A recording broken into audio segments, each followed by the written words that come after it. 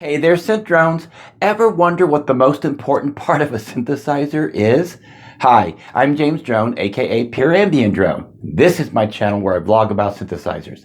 Hit the subscribe button, tap the bell, keep up with all of my synth adventures. JamesDrone.com is the place to be to connect with me. The most important part of a synthesizer is what? It's the music, in my humble opinion. For me, it is the music. For you, it may be something else. But for me, it is the music.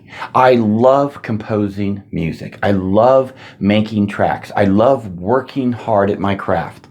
And, years ago, when I was much younger, I read an article about Arnold Schwarzenegger. And in this article, he mentioned that in his prime, when he was achieving his goals, he was spending upwards to 14 hours a day in the gym. 14 hours. Woo! Man, I couldn't even imagine spending 1 hour in the gym. Can you tell? But it made me think about what drove him to do that. And it's because he had a passion. And if you don't have a passion about something, if you don't believe in something, nobody else is going to believe in it either, at least not for you. Okay. So if Arnold Schwarzenegger didn't spend those 14 hours in that gym, he may not have achieved all the things that he wanted to achieve and did achieve in his lifetime. And here's another thing. His life isn't even over yet. He's still got goals that he is setting. Now, I'm using Arnold Schwarzenegger as a example only because that article stuck in my head from many years ago. But it got me thinking about my own self. How much time do I spend in the studio? And as I researched it, Arnold Schwarzenegger, when he was in the gym, he would work different parts of his body because he knew that everything was equally important. And so when I spend time in my studio, I try to work every element in the studio to the point of equality, or at least to the point of necessity. I want to learn about mixing. I want to learn about mastering. I want to learn about the equipment. I want to spend time with my synthesizers, just enjoying them as well and experimenting with the sounds. But I also want to make music with them. And ultimately, it's the making of the music that's the most important to me. Now, time and time again, I hear people say, well, you know what? I've been making music and I ain't making any money by doing that. And what's the use? I just want to give up. Giving up never lets you win the game. All right. So I just got to tell you guys, if you've given up, then you're never going to win. All right. People that quit never finish. And that's not a slam on anybody. I understand that sometimes people just have to quit because of outside forces or even inside forces. But we're just talking in general here. The most important part to me about synthesizers is the music aspect. What can I get out of these things musically? But, these things don't play by themselves. Okay, you have to tone yourself. You have to condition yourself. You have to keep learning. You have to keep experimenting, but you have to have balance. Okay. And so what I like to do is I like to come in here at least once or twice a week and just enjoy my synthesizers, because it is important that we enjoy them. And don't get me wrong. When I make music with my synthesizers, I enjoy them as well. But there's different ways to enjoy a synthesizer. One way is just to play and just to enjoy and not have to have any pressure of producing any tracks. Another one is that they're all coming together and they are forming a musical track. And so I like to take extra time in learning my craft and experimenting. But ultimately, it's a waste of money if you buy tens of thousands of dollars worth of equipment and you're not getting any return for it. And people are always like, Pad, where do you get all of these synthesizers? Who's giving them to you? And I know I've mentioned this in the last several videos that I have done, but I think people are missing the point of this channel. I don't have to do this channel. I'm choosing to do this channel because it is an outlet for me to share with you. And I'm not an expert. I am not proclaiming myself as a YouTube expert on synthesizers. I'm just a guy who has found a way to make an income making music with synthesizers and enjoying my craft. Now, Oh my gosh, 25, 30 years ago. I don't know how long it was, but I had a business partner, and on his wall, he had a poster.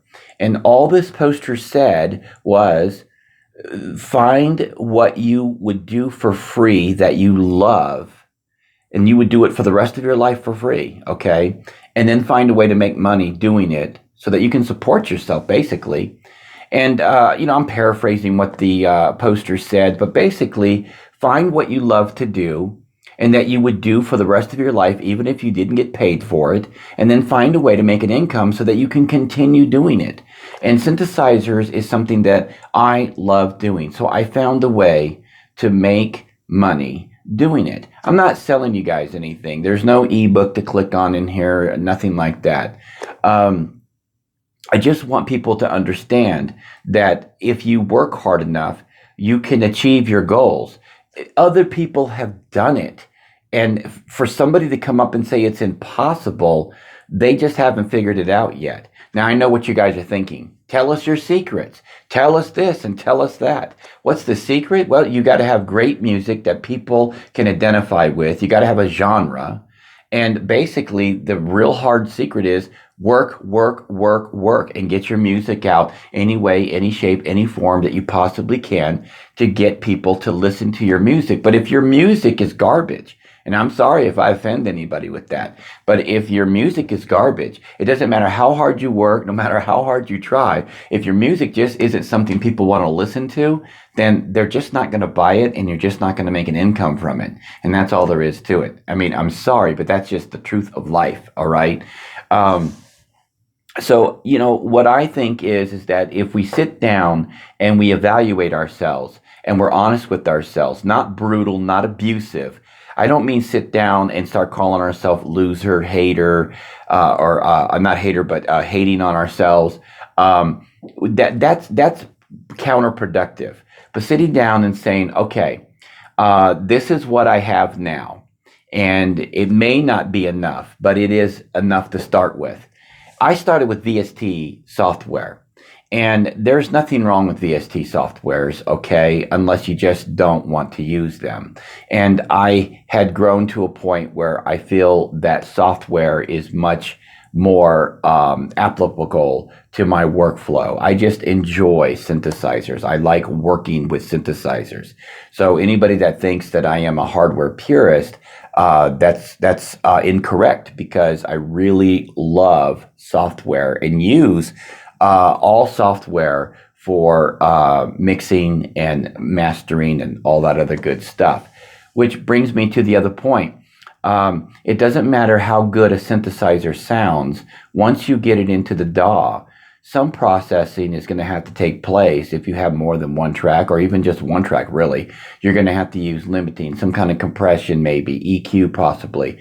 You can't just stick it into the box and just stack your tracks and say, well, this is good enough, because believe me, it's not always going to translate very well into the car, or translate into the PC or out of the phone that people are listening to. Quality of sound counts, and I've been trying very hard to learn that craft, and it takes a long time, maybe forever, to get that down. And then there's also third parties that will help you out, that you can hire people to come in and mix and master, but then that's more money.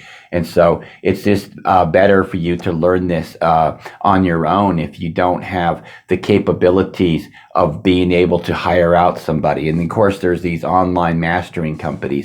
I've tried just about all of them. I've never been very happy with all of them. I've had good results in some cases and bad in other. And I just thought, man, I got to learn to do this myself.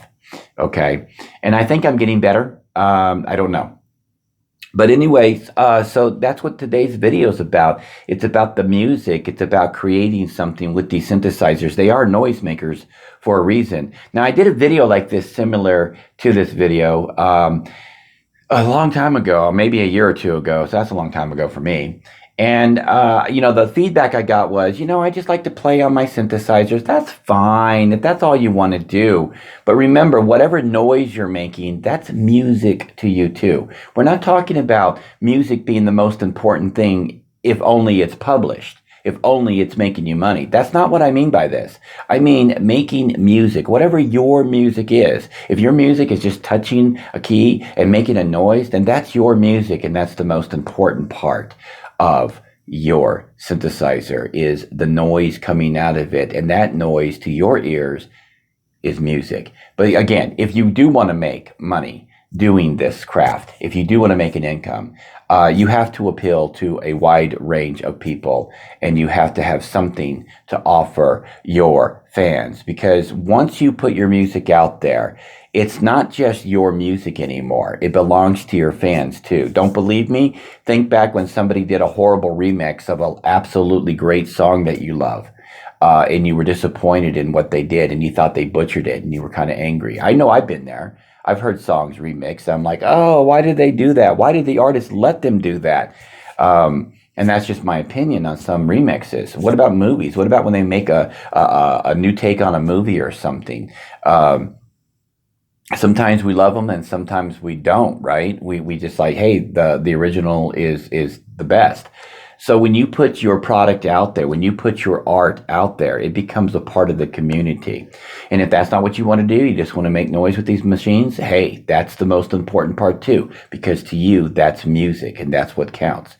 So in my opinion, it's the music that these things bring to us. That's the most important part of a synthesizer. Well, I hope you enjoyed today's edition of Synth Vlog. I'm James Drone.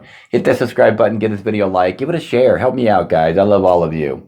And until next time, keep calm and synth on.